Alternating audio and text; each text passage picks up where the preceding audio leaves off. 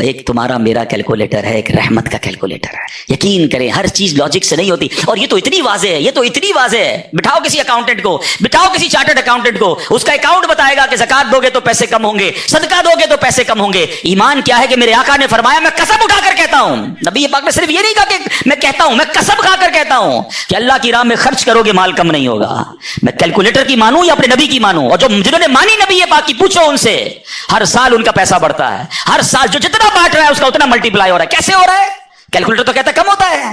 نہیں، کچھ چیزیں کہیں اور بن رہی ہیں، کیلکولیشن کہیں اور ہے، رحمت کی باتیں کہیں اور. ایمان تو لاؤ نا. کیا شاندار ایمان تھا حضرت ابراہیم علیہ نبی علیہ الصلوۃ والسلام کا. پنجابی شاعر کہتے ہیں، عشق دے چلے ہی نمبر لے گئے، عقل منداں ہے وہی عمرہ گالیاں. جو عشق والے ہوتے ہیں نا وہ نمبر لے جاتے ہیں، عقل والے سوچتے ہی رہ جاتے ہیں. عقل کو تنقید سے فرصت نہیں، عشق پر اعمال کی بنیاد رکھ. جس دن آپ کا ایمان، آپ کے اعمال عشق پر آ گئے نا، پھر آپ دیکھیں کہ آپ کی زندگی میں کبھی کوئی آپ کو کنفیوز نہیں کر سکے گا. Let's move forward. باتیں تو بہت ساری ہیں، اس پورے واقعے سے توکل سیکھنا ہے. حدیث پاک میں آتا ہے، اگر تم اللہ پر توکل کرو جیسا کہ توکل کرنے کا حق ہے، اللہ تمہیں ایسے روزی دے گا جیسے پرندوں کو روزی دیتا ہے.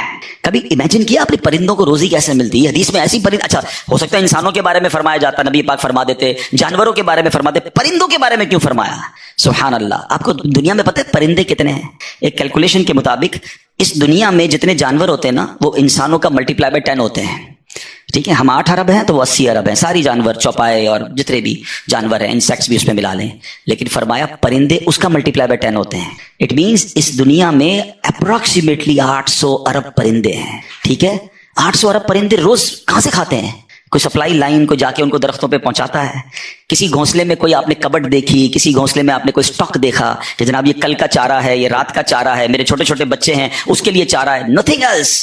ہر پرندہ 800 ارب پرندے اپروکسیمیٹلی روز صبح فجر کے بعد بھوکے نکلتے ہیں، اور جب شام اپنے گھونسلے میں آتے ہیں تو سب کا پیٹ بھرا ہوا ہوتا ہے. سب کو کون کھلا رہا ہے؟ کوئی تو ہے جو نظام ہستی چلا رہا ہے، میرا خدا ہے. ایمان لاؤ نا، توکل کرو. جب پرندوں کو 800 ارب پرندوں کو روزی دے سکتا ہے، ارے میں اور آپ اشرف المخلوقات ہیں، میں ٹینشن ہی نہیں ختم ہو رہی. کال کرو تینوں ہے، سال بعد کیا ہوگا، بچی کی شادی کیسے ہوگی، میرے کاروبار کا کیا ہوگا، ارے مارکیٹ ڈاؤن ہو رہی ہے، ڈالر اوپر ڈالر نیچے، اسی ٹینشن میں مر گئے. یار جو رب چونٹی کو کن اور ہاتھی کو من دے سکتا ہے، وہ اس نے مجھ سے بھی وعدہ کیا ہے. سیکھو نا حضرت ابراہیم سے. کاش یہ توکل نصیب ہو جائے. تھوڑی ایج اور بڑھتی ہے. آپ نے ایک بار ایک بڑا کمال کا منظر دیکھا کہ ایک بندے کو سمندر میں اس کی ہلاکت ہو گئی، سمندر میں وہ ڈوب کے مر گیا. مچھلیوں نے کھایا اس کی باڈی کو، تھوڑی دیر بعد اس کی لاش سمندر کے کنارے پہ آئی، تو پھر جانوروں نے کھایا. اس کے بعد دیکھا کہ پرندے آئے، پرندوں نے بھی اس کی باڈی سے کھایا. آپ کے ذہن میں خیال آیا کہ یا اللہ، یہ بندے کو قیامت کے دن تو کیسے اٹھائے گا؟ ایمان تو تھا، مگر اس کی باڈی کے اجزاء تو 3 الگ الگ مخلوقات کھا گئی، اور قیامت کے دن یہ واپس کھڑا ہونا ہے اس نے.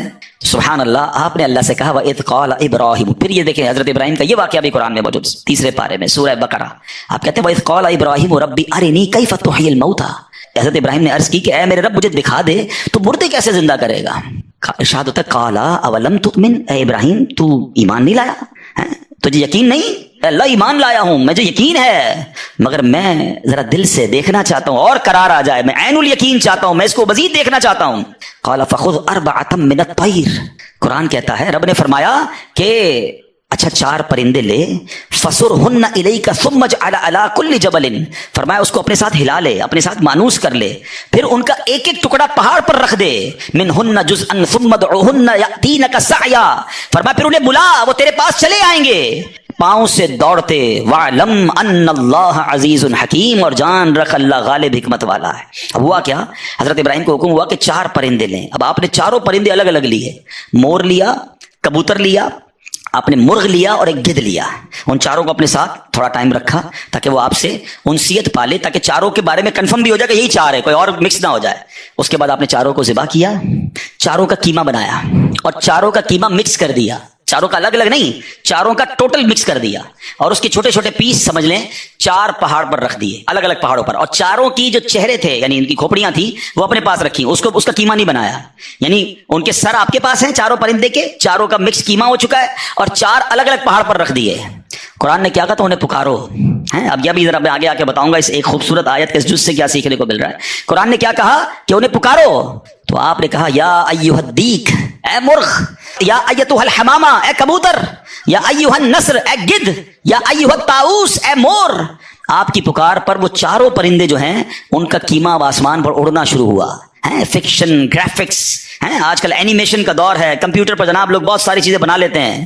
سنو، 5000 سال پہلے قرآن میں یہ واقعہ موجود ہے کہ کیا ہوتا ہے، ان چاروں کا کیما اڑتا ہے، اور اب جس کا مرغ کا ہے وہ مرغ کی طرف، مور کا ہے تو مور کی طرف، کبوتر کا چاروں کے جسم پورے کمپلیٹ ہوتے ہیں. سر نہیں ہے، سر تو آپ کے پاس ہے نا. وہ چاروں پرندے بغیر سر کے دوڑتے ہوئے آپ کے پاس آتے ہیں، زندہ ہو جاتے ہیں مگر سر نہیں ہے. قریب آتے ہیں تو حضرت ابراہیم نے ان کا سر جو ہے وہ واپس ان کے پاس لگا دیا، سب سر بھی ان کا لگ گیا، آ کر دانا چگنے لگ گئے. حضرت ابراہیم نے اپنی آنکھوں سے مردوں کو زندہ ہونے کا واقعہ دیکھا اور آپ کے دل کو اطمینان اور قرار آیا. میرا رب یہ ہے. کیسے ہیں کہتے کسی کو شیر کھا جائے، کسی کو مچھلی کھا جائے، کسی کی سمندر میں موت آ جائے، معاذ اللہ کسی کے پرخچے اڑ جائیں، کوئی آگ میں راکھ ہو جائے، میرا رب چاہے تو سب کو دوبارہ جسم، ان کی تمام باڈی کو پھر کریٹ کرے گا اور وہ قیامت کے دن جمع ہوں گے. حضرت ابراہیم نے یہ اپنی آنکھوں سے دیکھا اور یہ واقعہ ابھی قرآن میں موجود. یہاں کیا سیکھنے کو ملا؟ 2-3 باتیں ہیں. تو بہرحال حضرت ابراہیم علیہ السلام کے اس واقعے سے کیا سیکھنے کو ملا؟ پہلی بات، میرے رب کی قدرت کیسی ہے، ان اللہ علی کل شیء قدیر. ٹھیک ہے. دوسری بات، علماء کہتے ہیں، صوفیانہ تفسیر اس کی لکھی گئی کہ 4 پرندے کیوں لیے گئے، کبوتر، مور، گدھ، مرغ. فرمایا ان چاروں کی نا ایک بری خصلت ہے. مرغ ہے اس کے اندر شہوت بہت ہے. جو کبوتر ہے اس کو اپنی اڑان پر بڑا ناز ہے، بڑا تکبر ہے، بہت اونچا اڑتا ہے. فرمایا گدھ جو ہے اس کا کیا پرابلم ہے، گدھ کے بارے میں فرمایا کہ وہ لالچی بہت ہے. اچھا، پھر اس کے بعد ایک اور پرندہ ہے مور، اس کو اپنی خوبصورتی پر بڑا ناز ہے، اور خوبصورتی کی وجہ سے بڑا پراؤڈ فیل کرتا ہے. تو فرمایا یہ 4 بری عادتیں ہیں. اس کو ذبح کر کے یہ پیغام دیا گیا کہ اگر تم بھی اپنی اونچی اڑان، اپنے اونچے مرتبوں، اپنے اونچے مقام کا تکبر چھوڑ دو، اپنی خوبصورتی پر گھمنڈ کرنا چھوڑ دو، ہوس اور شہوت کے بعد اپنے آپ کو بچا لو، لالچ کر کے دنیا کے بال کے پیچھے بیڑا غرق اپنا نہ کرو، اگر ان عادتوں کو ذبح کر دو تو اللہ آج بھی تمہارے دل کو زندہ فرما دے گا. ان کو زندہ کیا نا، فرمایا ان عادتوں کو ختم کرو، رب تمہارے دل کو زندہ فرمائے گا اور اس میں نور داخل فرما دے گا. اور علماء نے اس کی صوفیانہ تفسیر یہ لکھی. اور اب ایک اور عقیدے کی بات بھی، کنفیوژن پھیلانے والے بہت کنفیوژن پھیلاتے ہیں. میں تو قرآن سے آج آپ سے بات کر رہا ہوں نا. اللہ نے کیا کہا کہ انہیں پکارو. وہ تو دنیا میں نہیں تھے، پرندے مر چکے تھے، کیما بن چکا ہے. کیما بنے ہوئے پرندوں کو رب کہہ رہا ہے پکارو. حضرت ابراہیم نے کیسے پکارا، یا ایھا الدیک، یا ایتھا الحمامہ. آپ کبوتر کو پکار رہے ہیں، آپ گدھ کو پکار رہے ہیں، قرآن کہہ رہا ہے پکارو اور نبی پکار رہے ہیں. آج کسی کو نہ جانے یا رسول اللہ سے پرابلم ہو جاتی ہے، کسی کو یا غوث پاک سے یا پرندوں کو پکار رہے قرآن کہہ رہا ہے. تو اس کا مطلب دنیا سے اگر کوئی چلا بھی جائے تو اس کو پکارنے میں کوئی خدا نہ خواستہ پرابلم نہیں ہے. اللہ سمجھ کے تھوڑی پکارتا ہے کوئی، اللہ کے بندے سمجھ کر ہی پکار رہے ہیں نا، اللہ کی مخلوق سمجھ کر پکار رہے ہیں. چلے اس دلیل کے ساتھ ایک اور دلیل بڑی لاجیکلی بڑی آسان سے سمجھ آ جائے گی. حدیث پاک میں، مشکات شریف کی حدیث میں ایک دعا ہے. قبرستان جاتے ہیں تو نبی پاک کون سی دعا کی تعلیم دیتے ہیں؟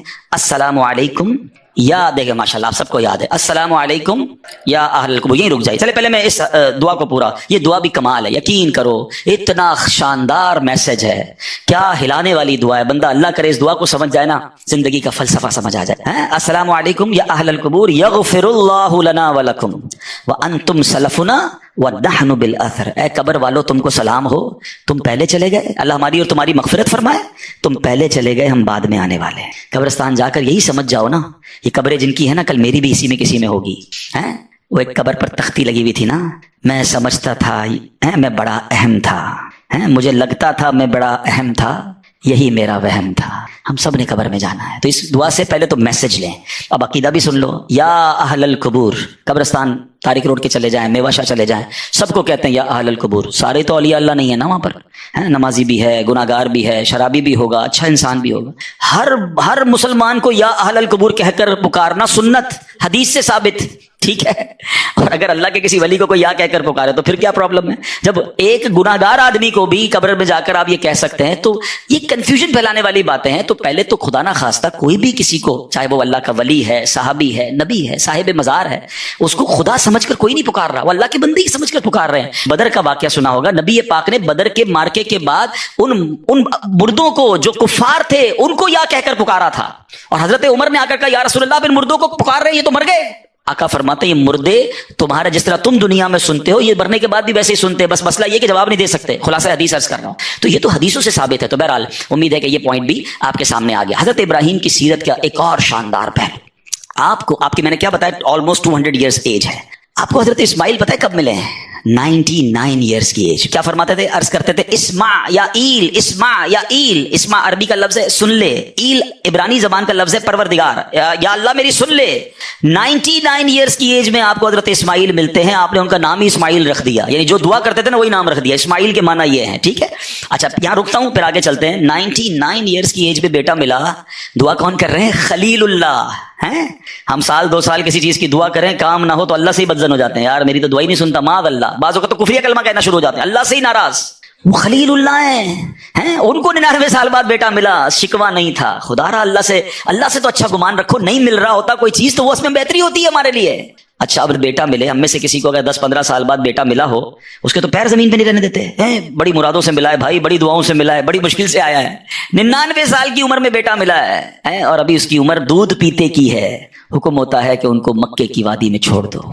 हाय हाय हैं, छोड़ दो। अच्छा वो मक्का कोई लग्जरी होटल, कोई बहुत बड़ा शहर नहीं था, नोबडी ओवर देयर। आप इमेजिन करें, माशाल्लाह सभी मक्का होकर आए होंगे, काबा भी नहीं है, सिर्फ रेगिस्तान है, सिर्फ पहाड़ है और धूप है, कोई दरख्त नहीं है। बीबी हाजरा हैं, हजरत इस्माइल हैं, और हुक्म हो गया कि वहां छोड़ के आ जाओ। आपने उनको वहां रखा, कुछ खजूरें दी, थोड़ा पानी दिया और आप निकल गए। बीबी हाजरा कहती है इब्राहिम किधर जा रहे हो हमें छोड़कर? आपने कोई जवाब नहीं दिया। कहे इब्राहिम बताओ तो सही किसके आसरे छोड़ के जा रहे हो? कोई जवाब नहीं। 3 बार पुकारा। वो खातून भी कमाल की, आखिर में कहती बस ये तो बता दो, जो आप हमें छोड़कर जा रहे हैं ये अल्लाह का हुक्म है? कहते हैं हाँ रब का हुक्म है। कहा फिर ठीक है, अल्लाह का हुक्म है, फिर हम राजी हैं। कमाल देखें, काश मेरा ये बयान मेरी माएँ सुने, मेरी बहनें सुने, थोड़ी सी कुर्बानी की बारी आए हैं। फैमिली में अगर कोई कमजोरी आ जाए, कोई पैसे की कमी आ जाए, कोई घर में मुश्किल आ जाए, औरतें कहती हम कुछ नहीं जानते, हमें हमारी सारी चीजें चाहिए, चाहे तो मैं चोरी करनी, डाका डालना, अपनी माँ बाप को छोड़ना पड़े हैं। बीवी आकर माँ बाप से छुड़वा देती है, घर में लड़ाई झगड़े। खुदा के वास्ते हम देखें कि जो रब का हुक्म है वो पहले है। हराम रोजी की तरफ ना जाने दे अपनी फैमिली को। पहले के जमाने पता औरतें कैसी होती थी? मर्द सुबह काम पे जाता था ना, तो वो औरतें कहती थी देखो हलाल कमा के आना, हराम कमा कर मत आना, हम थोड़े पर गुजारा कर लेंगे मगर रब को नाराज नहीं करना चाहते। आज की औरत कहती बराबर वालों ने देखा कैसा घर बना लिया है, हमें भी वैसा ही बनाना है, कुछ भी करो हमें भी ऐसी गाड़ी चाहिए, हमें ऐसा जेवर चाहिए। अल्लाह करे कि ये सीखें बीबी हाजरा से। कहती अल्लाह का हुक्म है, we are ready for that. अच्छा अब क्या हुआ? छोटा बेटा है, दूध पीता बच्चा है, पानी भी खत्म, खजूरें भी खत्म, अब कुछ है ही नहीं। बच्चा रोने लगा, पानी चाहिए। हाय हाय, माँ बच्चे को रोता कैसे देख सकती है? अब माँ चली पानी को ढूंढने, एक पहाड़ से दूसरे पहाड़, दूसरे पहाड़ से तीसरे पहाड़। अल्लाह अकबर। चलें, ये सफ़ा मरवा में बीबी हाजरा दौड़ी, ये तो पता है, मगर शायद बहुत सारों को ये नहीं पता होगा कि जो मैलैन अखदरैन, ग्रीन लाइट्स के दरमियान जो सफ़र होता है और हम दौड़ते हैं, इसकी वजह क्या है? बाकी चलते हैं, इधर दौड़ते हैं। यानी आप सोचें अल्लाह को इस माँ की अदा कैसी पसंद आई है, जिधर जिधर उस माँ ने नॉर्मल स्टेप लिए हैं, उधर उधर हमसे नॉर्मल स्टेप चलवाया गया। जिधर वो माँ दौड़ी है, एग्जैक्टली उस मकाम पर हमें दौड़ने का हुक्म है। क्वेश्चन ये है कि बीबी हाजरा उस मकाम पर दौड़ी क्यों और बाकी नॉर्मल क्यों चलती गई? सुभान अल्लाह। उलमा कहते हैं बीबी हाजरा जब सफा से मरवा जाती थी ना, तो आप जरा इमेजिन करें, अब तो बहुत बड़ी इमारत बन गई है, एसी लग गए, टाइलें, सब खत्म करें, अपनी अपनी निगाहों में एक मंजर बनाएं कि एक पहाड़ है तो दूसरा पहाड़ है। अब काबा तो नहीं है ना, अभी तो काबे की तामीर होना बाकी थी। एक लकोदक शहर मैदान है और बेटा बैठा है, रो रहा है। कितनी दूर होगा जमजम का कुआं और सफा कितना दूर है, ठीक है। अब बीबी हाजरा जो है वो चलती रही, पानी भी देख रही है, बच्चे को भी देख रही है, पानी भी देख रही है, बच्चे को भी देख रही है। अचानक एक छोटी सी पहाड़ी बीच में आती थी। वो छोटी सी जो पहाड़ी है ना, एक्चुअली वो उतनी पहाड़ी थी जितना ये मैलैन अखदरैन ग्रीन लाइट्स का एरिया है। जब वो आती थी तो बीबी हाजरा को हज़रत इस्माइल नजर नहीं आते थे, वो दौड़ना शुरू करती थी कि बेटा जल्दी नजर आए। जैसे ही पहाड़ी खत्म होती थी, बेटा देखती थी, आप काउंट डाउन हो जाती थी, आप सिंपल चाल चलती थी। अल्लाह अकबर। अब मरवा से वापसी की बारी है, उसी स्मूथ वे में चलते हुए बेटे को भी देख रही हैं, पानी भी ढूंढ रही हैं। फिर वो छोटी सी पहाड़ी आती है, फिर बीबी हाजरा दौड़ती है कि बच्चा नजर नहीं आ रहा। जैसे पहाड़ी खत्म होती, आप फिर नॉर्मल हो जाती। अल्लाह अकबर। मुझे बताइए अल्लाह को इस माँ की अदा कैसी पसंद आई है? जिधर जिधर आपने नॉर्मल स्टेप लिए, हम उधर नॉर्मल चाल चलते हैं। जब मैलैन अखदरैन आते हैं, हमें दौड़ना है कि ये दौड़ना सुन्नत है। सुभान अल्लाह। और अब क्या हुआ? उस बच्चे के रोने की वजह से उन्होंने पानी, इनको तो नहीं मिला बीबी हाजरा को, ये दौड़ाना था। सुभान अल्लाह। और अल्लाह को अदा कैसी पसंद आई? हमारा उम्रा कंप्लीट नहीं होता, हमारा हज कंप्लीट नहीं होता जब तक हम सही ना करें, 7 चक्कर पूरे ना लगाएं। अच्छा जनाब, अब जाते हैं। हजरत इस्माइल जो है वो पैरों को रगड़ते हैं, वहां से पानी निकलता है। जब पानी निकलता है तो आपकी जबान से निकलता है जमजम। जमजम के माना रुक रुक। इतना तेजी से पानी निकला कि आपकी बेसाख्ता जबान से जाके पानी रुक जाए। وہ کنویں کا نام ہی زمزم پڑ گیا اور ایسا جاری ہوا ہے. دنیا میں بہت ساری بورنگز ہیں, بہت سارے پانی کے کنویں نکلے, 100 سال 200 سال 500 سال میں ختم ہو گئے, آلموسٹ مور دین 5000 ایئرز ہو گئے ہیں, کروڑوں گیلن پانی اس سے نکل رہا ہے. اللہ اکبر, یہ کنواں ہے کہ ختم نہیں ہو رہا. اللہ کی قدرت کا کیسا نظارہ, حضرت اسماعیل کا کیسا معجزہ ہے. بیسٹ منرل واٹر اسے کہا جاتا ہے. بڑے ٹیسٹ کروائے گئے. میری ایک بار زمزم کے کنویں کے ایک انجینئر سے ملاقات ہوئی. وہ کہتا ہے روزانہ ہزاروں لاکھوں گیلن ہم سک کرتے ہیں, تھوڑی دیر کے لیے کچھ انچ یہ کنواں نیچے چلا جاتا ہے, مگر جب صبح واپس آتے ہیں یہ کنواں واپس اتنا ہی بھر چکا ہوتا ہے. یہ کدھر سے پانی آ رہا ہے, یہ کیسے جاری و ساری ہے, یہ اللہ کی شان ہے. اچھا جناب, اب پانی آ گیا. جیوگرافیکلی کو جنہوں نے تھوڑا دنیا میں دیکھا ہو, نہیں دیکھا تو کبھی گوگل پہ بیٹھ کے دیکھیے گا, کبھی دنیا کے میپ کو زوم کیجئے گا, آپ کو اندازہ ہوگا. پاکستان کو ہی دیکھ لیں, میں پچھلے دنوں ایجپٹ گیا, ایجپٹ کو خاص طور پہ دیکھیے گا, میری بات زیادہ سمجھ آئے گی. ایجپٹ کو جب آپ زوم کریں گے نا, آبادی بالکل بیچ میں اور سیدھی آبادی ہے, رائٹ لیفٹ بالکل خالی. میں نے کہا یار یہ لوگ سیدھی گلی کی طرح, ایک پوری روڈ کی طرح کیوں رہ رہے ہیں, رائٹ لیفٹ کیوں نہیں ہے؟ تو پتہ چلا اس پورے ایجپٹ کے اندر جہاں جہاں پانی ہے وہاں وہاں آبادی ہے. ہمارے بلوچستان میں کیوں زیادہ لوگ نہیں رہتے, کیوں ذرا پنجاب میں لوگ زیادہ ہیں؟ اس کی ایک بڑی وجہ یہ ہے کہ وہاں پانی نہیں ہے, صحرا ہے. جدھر پانی ہوگا ادھر لوگ رہیں گے, پانی ہی زندگی ہے. تو جناب کیا ہوا, اب پانی شروع کیا رب نے, زمزم شروع ہوا. دیٹ از ایکچولی ریزن کہ اب مکہ آباد ہونا شروع ہوا. لوگ آ کر رکنے لگے, وہاں رہنے لگے. بی بی ہاجرہ سے اجازت مانگی, پانی ہے ہم بھی رک جائیں, کر رک جائیں. آہستہ آہستہ آبادی شروع ہوئی. اب اللہ نے حکم دیا حضرت ابراہیم کو کہ کعبہ تعمیر کیا جائے. یہ کعبہ حضرت آدم نے بھی تعمیر کیا تھا, مگر طوفان نوح میں طوفان کی وجہ سے اب دیواریں نہیں تھیں. اللہ اکبر. حضرت ابراہیم کہتے ہیں مولا مجھے کیسے پتا کہ کعبے کی ڈائمنشنز کیا ہیں, ایگزیکٹلی کس حدود اربع پہ کعبہ بنانا ہے. آج تو ہمارے پاس بلو پرنٹ ہوتا ہے, ہمارے پاس اس کی ڈائمنشنز ہوتی ہیں, ہم اپنے انجینئر کو دیتے ہیں کہ بھائی میرے پلاٹ کی سائز یہ ہے, اس کی دیوار بناؤ 1 انچ آگے نہیں 1 انچ پیچھے نہیں. اب کعبہ بنانا ہے اور ایگزیکٹلی اسی ڈائمنشن پر بنانا ہے. سبحان اللہ. حدیثوں کے الفاظ ہیں, اللہ نے ایک بادل بھیجا, ارشاد فرمایا اس بادل کے ساتھ جاؤ,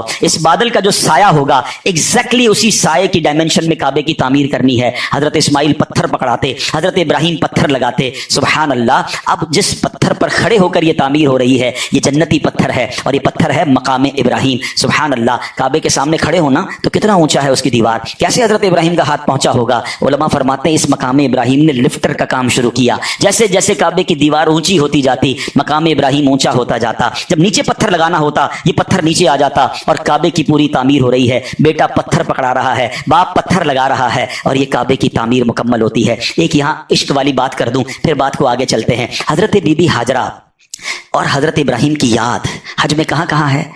صفا مروہ کا چلنا بی بی ہاجرہ کی یاد ہے, ٹھیک ہے نا. اچھا رمی کرتے ہیں تو حضرت ابراہیم, ابھی آئے گا وہ واقعہ کہ کیسے ہوا تھا, مگر رمی آج تو شیطان وہاں نہیں ہے, آج پتھر مار رہے ہیں, وہاں تو دیوار ہے. لاجک یہ کہتی ہے, عقل وہی والی بات جو میں نے شروع میں کہی تھی کہ ہر چیز عقل سے کیلکولیٹ نہ کیا کرو. لاجک والے لوگ تو کل یہ کہیں گے کہ یار 2 پہاڑوں کے درمیان 7 چکر لگانے سے بہتر ہے کعبے کا طواف کر لو, کعبہ تو اللہ کا گھر ہے, یہ تو پہاڑ ہے جس کے گرد ہم چل رہے ہیں. لاجک تو یہ کہتی ہے. اچھا جناب مہینہ کے اندر 3 راتیں گزارنے سے بہتر ہے میں 3-4 طواف مزید کعبے کے کر لوں, زیادہ ثواب ملے گا. اچھا حدود حرم کے اندر ایک نیکی 1 لاکھ نیکی کے برابر ہے. شاید آپ میں سے بہت ساروں کو یاد نہیں ہوگا کہ عرفات حدود حرم میں نہیں ہے, حدود حرم کے باہر ہے. لاجک والا تو کوئی بندہ یہ کہہ سکتا ہے کہ یار حدود حرم کے باہر پورا دن گزارنے سے بہتر نہیں ہے کعبے کے سامنے 9 ذوالحجہ گزار لوں تو جناب زیادہ ثواب ملے گا. نہیں میرے پیارے اسلامی بھائیوں, یہ حج کا سفر بہت ایزیلی ایکسپلین کر رہا ہے کہ ہر چیز لاجک سے نہیں ہوگی. اللہ کو اپنے بندوں کی یاد باقی رکھنا, ان کی یاد بنانا کتنا پسندیدہ ہے کہ ماں کی یاد